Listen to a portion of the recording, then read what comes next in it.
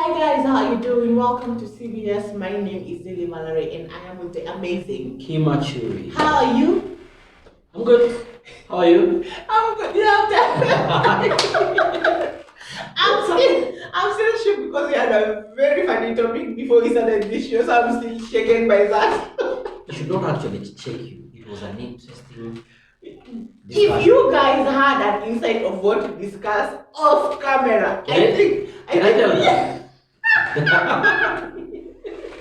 No, Today we're talking about gender roles.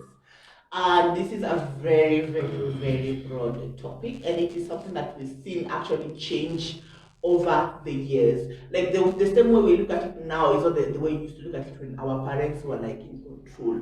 Just in terms of our dads used to take control of everything, and our mothers were the homekeepers, making sure we are dressed, making sure we've eaten, blah blah blah. But right now, women are in offices, women are doing the most.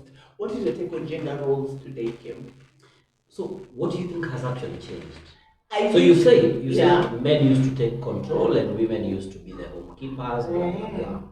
Nini nimebadilika. Because I think if you ask me, men are still in control. really Women are the ones who have actually abandoned their post of being at home and being homekeepers. I'm not telling you to stop working. No shade. I know. No shade. Najua ile vita yenye unaweza anza kwa hii set. Yeah, like no shit. You're talking about men doing? Have you seen the being in capacity control of the men we are having right now? Are you speaking about the 1% who are taking control? Are you No. insulting us? I'm not. But why are you not insulting us the first time? Like I'm telling you, you cannot say that we abandoned our homes. Yeah. While right now we have a high rate of single mothers, and they are doing it by themselves. And you want to say what here, Kim? What do you want to tell us? What you men do is hop from one family to another. There's a guy who has 10 baby mamas, and then you want to say that we're not. Now you see, before you actually get to the gender roles, Yeah. kuna shida moja. Do you know why we did not have many baby mamas back then? It's because our fathers and our forefathers used to marry many wives. You understand? So one man will have like 10 wives or 15 wives, or say a minimum of 5. Because five sounds like a good number.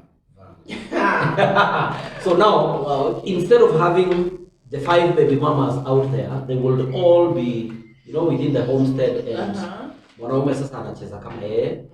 And what is wrong with you? Why are you laughing? Like, what is wrong with you people? Why can you just say, Nina Wasumbuanga? Is it a man thing? Can you tell me? Tell me from a man's perspective. Nina Wasumbuanga yenyewe. Mbona tu relax? Let's get serious. I'm serious.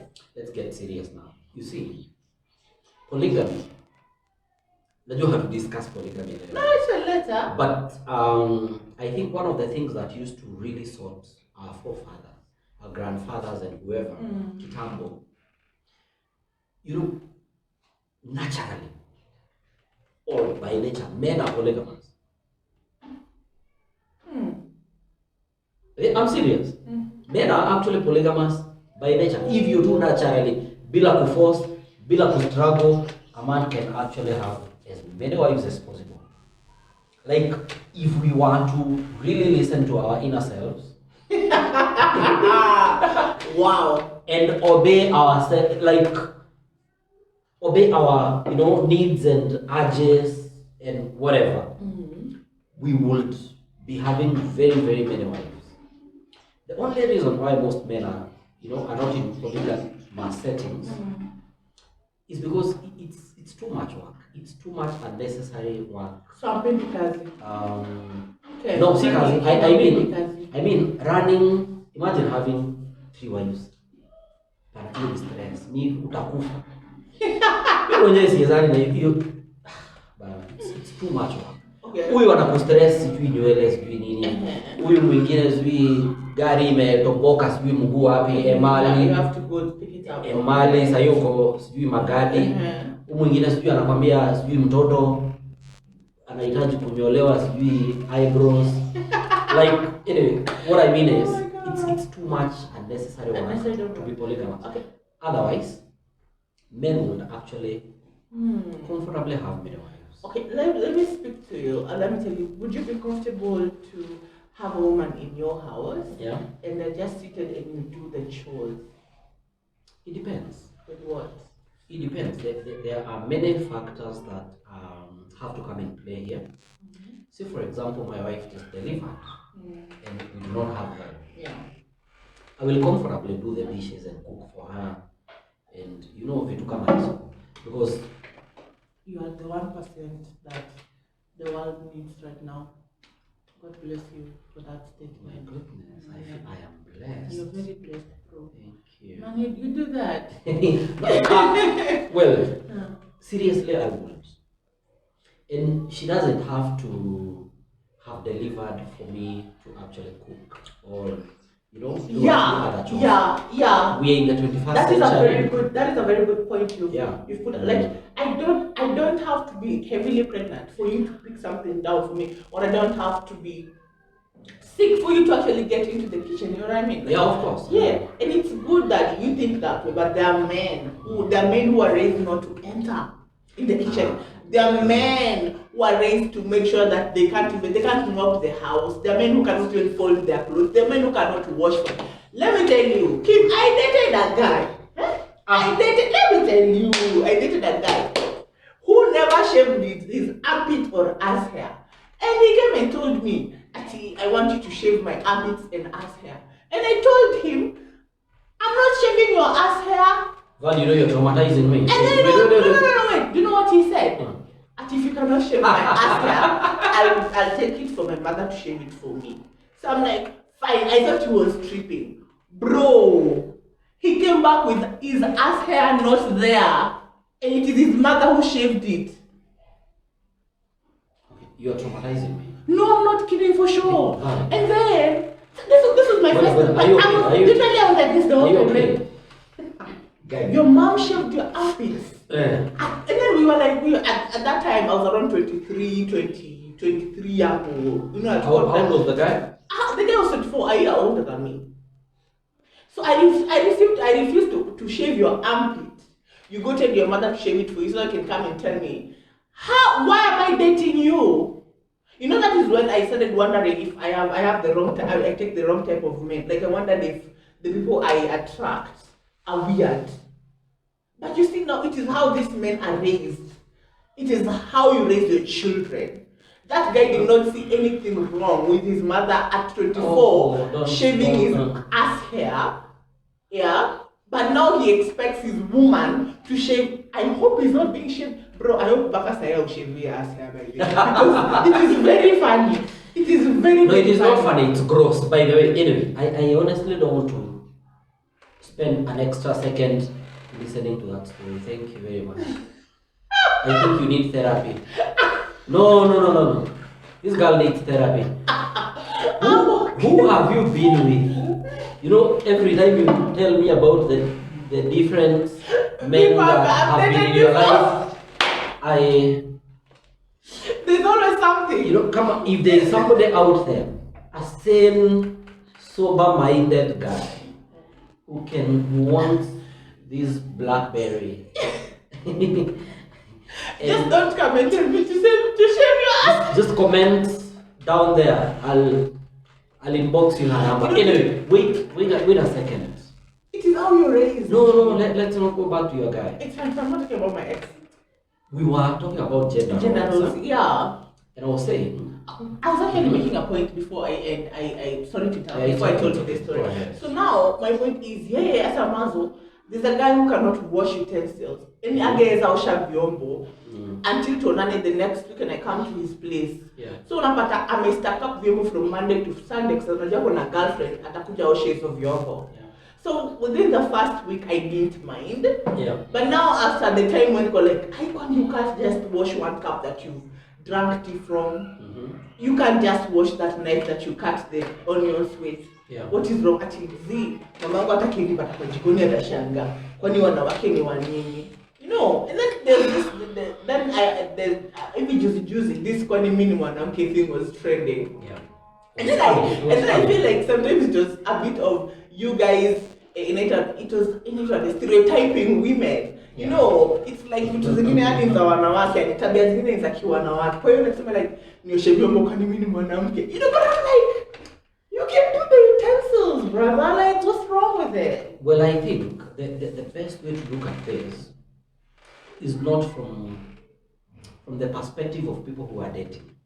You see, for you, already you are giving but yourself... mostly important about when you are giving yourself roles that, you know, you are actually jumping ahead of the gun. You see, this is his house. Si nyumba yenu. You are not married. You understand? Yeah, anafa assault issues zake. Yeah. You know, in my house, when you come to my house, yeah. ni ngumu sana upate vyombo chafu. It's not because I'm not saying I'm very clean. Sipendi kuosha vyombo. So the moment nimetumia sahani moja, natakanga nioshe right away because ikikaa hapo actually itakaa kwa hiyo sink for a very long time. Oh yeah. I cannot defend myself. Okay. Nikitumia hii glass kukunywa nayo juice ama soda ama whatever, I wash it right away. You understand? That's my house. Sijaoa. Now, I think shida moja tunakuanga nayo is we do not define some of these roles early enough. Okay. You see, if you and I, if I were to meet a lady and decide to get married to her, nimeona Mungu anaweza punish for a statement I almost made. You don't shit like if I were to meet a lady and we agree, you know, our vibe is right, we should do this, the first thing we need to do is define our roles. You understand? So if you're in charge of the kitchen, if you're in charge of ABCD, that is actually yours. You know, become a job description. You see, when you get into a new job and you're given the JD, now that is what defines your performance and it defines whether you should be in that organization or not. Whether you are useful or you are redundant or where you are of no value. Yeah, but it's not so, okay. No, before you make your point, I don't want to veer off from my line of thought. So defining roles is very important. Okay. Like for example, who pays the house? Ndio tusifike mwisho wa mwezi and we have to hold a sitting, let a share yako ya rent ama how much are you paying? You see that awkwardness, that sort of, you know, immature kind of approaching things. Who pays electricity? Ni nani analipanga bills generally? You understand, eh? So wewe kazi yako ni gani? Are you getting the point? Once you have those roles properly defined, then hizi vitu zingine tunaweza saidiana. You get it? Say for example, we know the kitchen is yours. Hiyo ni department yako. Okay? It does not mean I cannot cook. Okay. You get the point? Yeah, na pay manchi ukikosa rent zilipa. Yes. But we know this is my responsibility. Mimi ndio ulipa rent. You understand that? Mimi gari ikiharibika, mimi ndiye usort hizo vitu. Yeah. Mimi ndiye ufuel gari, mimi ndiye ufanya hizi vitu zote. You understand that? Wewe you should ensure we eat. Yeah, like vyombo ziko kwa sink, you should ensure zimeoshwa. Yeah. Nguo zinafaa kuwa safi. Nyumba inafaa kuwa decent, blah blah blah. You see, like for me, I feel like kuna mademu like I know. Okay, let me tell you, venye mimi nimekuwa raised as a person. Mimi enyewe ni ngumu sana. Nikae chini. Mtu wangu amop au vyombo. Sijui kama ni OCD ama ninajiulizanga fanya ni nini na kusumbua. Like I cannot just sit. Is your medulla okay? That's the point. Like that is what I ask myself the whole time, because I cannot sit there and my man is cooking. You know, and then this another ex of mine. So now him now. At the end of this show, how many exes are we going to have discussed by the way? Because now I'm like, you already. We do one less continue. So this ex of mine, you know him, like ubaki wao ni kujichocha kila time ati baby today I'm making dinner for you. Mimi kwenda nisumbua kwa hiyo spendi. Unapata hata kimekio dinner niko jikoni, like niko like umeka chumvi mingi. Like I'm so not being annoying, you know. Yeah. That you after the mob, like just and then you be like, okay, fine, I'm shutting it down. You do it. Yeah. Now, say because like I want to show off my money. It's just how I've been brought up. Like it is not okay for me. Yeah. I don't think I would sit down and Yeah. expect my man to literally cook and bring me food. Okay, I feel like that chair will swallow me alive. I cannot. Unaona, if I cannot do it myself, I can get help. Kama tuko kwa nyumba. Yeah. If I'm away na nimerudi nimepata amepika Yeah. na tutakula well and good, but I'm around and I'm well. Yeah. And you love this dude. Yeah. How? And he's paying rent. You know, you're like analipa rent, analipa stima, analipa maji. Yeah. Alafu apike tena. Surely, madam, apike aje, tupike tu, like kama imagine he's paying for Maldives, na bado apike uko Maldives. Surely, you guys, how? I don't know. Wait, I think what we need to do is ni roles gani zinapanga kwa nyumba. Can we sort of try to outline them? So kuna kupika, kuna kuosha nguo, kuna ku clean nyumba, kuosha vyombo, hizo cleanliness, blah, blah. Alafu kuna the financial chores, the financial burden, hizo zote. So I feel like for me bado hatujamaliza. Kuna roles zingine. Roles zingine ni gani? Sexual roles, huh? Oh my goodness. Those roles. Yeah. Like who is supposed to initiate sex? Yeah. Ama who is supposed to ride the other? Yeah, like Ama who is supposed to finish first? I know. No, we are not going there. I know that is a topic you love. Val, I know you. If we start on that topic, No. But I feel like also it's a role. I'll give you a chance for like a minute or two to sort of try and empty yourself.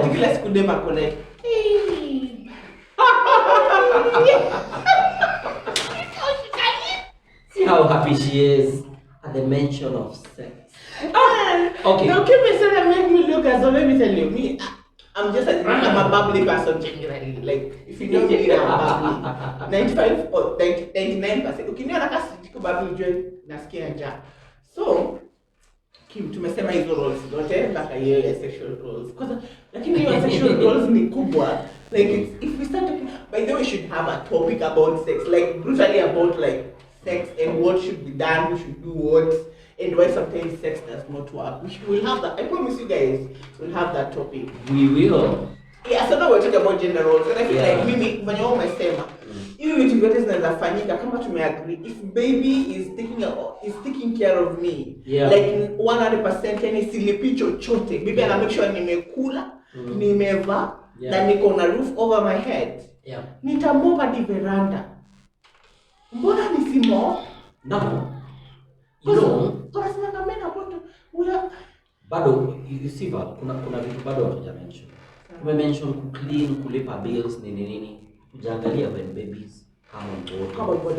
Si watoto wanakuja, kuna kuwaosha, kuna kuwa-prepare, kuwapeleka shule, you know, going for school meetings na vitu kama hizo, you know, peleka watoto wakacheze, blah blah, you know. So, if you ask me, we should put the gender, whatever, on roles. Like for example, there are women who are extremely good cooks. I'm not saying wanaume hawajui kupika. But if I'm dating someone who is an amazing cook, mimi bana nataka kukula food yako all the time. You get it? Nitajichocha weekend, you know. Yeah. There are women who, you know, unajua wale watu wanaitangwa wife material. I'm not saying the rest of the women are not wife material, but kuna yule dem ameingia kwa nyumba hivi, kitchen ndio prepare food within 30 minutes, food is ready, you're served, you know, life inaendelea. But now, especially on that, how do you normally feel when a woman literally makes food for you and anakuletea kama baby come eat or go wash your hands? It's an amazing feeling. It's no, like you feel, you know, men love to be mothered. Oh, you guys. So when you make food for me, manze umeniletea hiyo food, you're like, babe, No, is God, really, no. like, oh my goodness, this is a beautiful young lady who is mothering me. I feel like being a daddy to you any minute. If you know what I Stop mean. daddy. Oh my god.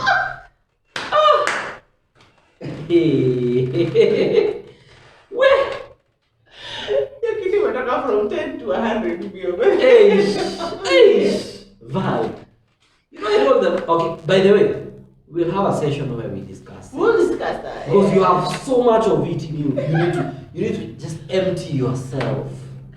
No, not really. But I feel like you have.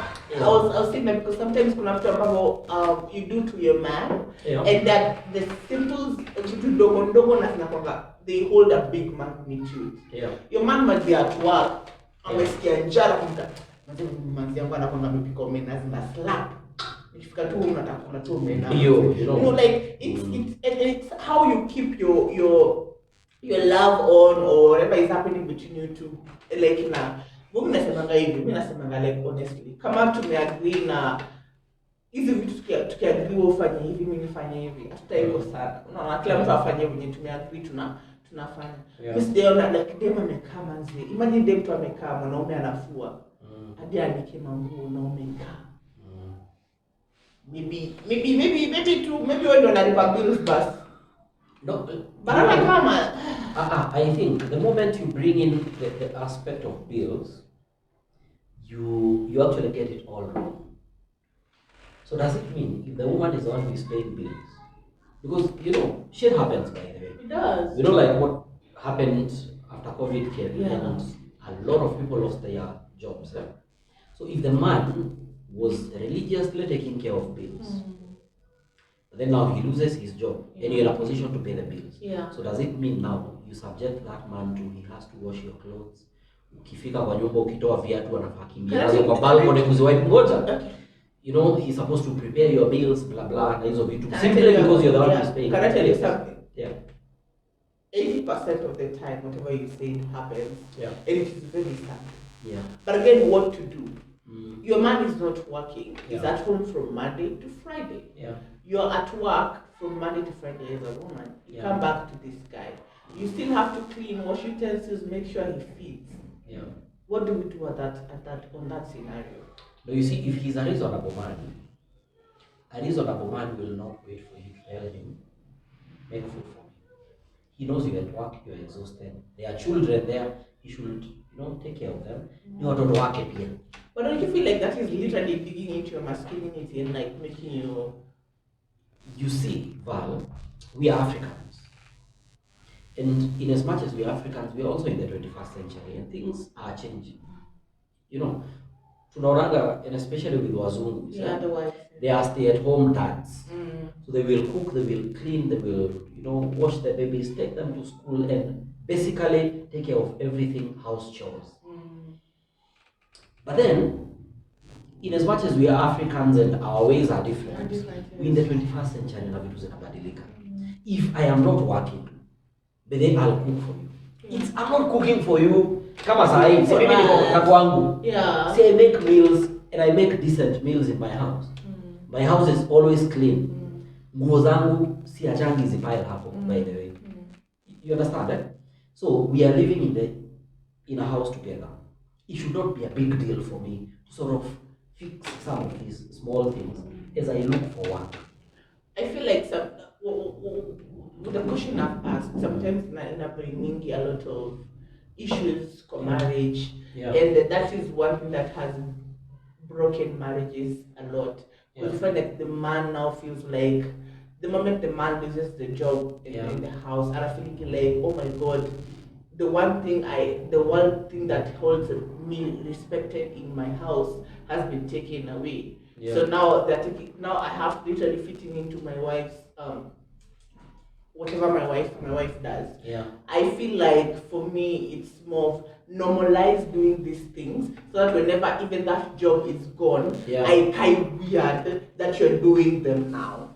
You understand? Like, come on, like, just let's normalize doing these things. Like, come on, unaoshanga vyombo once in a while. Let me, the moment me nimepata job, ama umepata job, ama kitu imefanyika, haikai awkward ukizidu. Unaona? Exactly. I feel like that's, what is your take on gender roles, guys? Like, you vile tumeongelea, what do you think? Can you tell us what you think? Any final remarks, Kim? Actually, what I'd say is that we need to be people who set the right foundations, and especially before getting into relationships and later on marriage. Yeah, like shaving your ass hair. Honestly, I don't know why we are going back to shaving your ass hair. That guy traumatized me, man. And you just want to traumatize me. Sorry. Because I was not part of your relationship. Now, listen to me, man. Before you traumatize me, you're being a horrible person.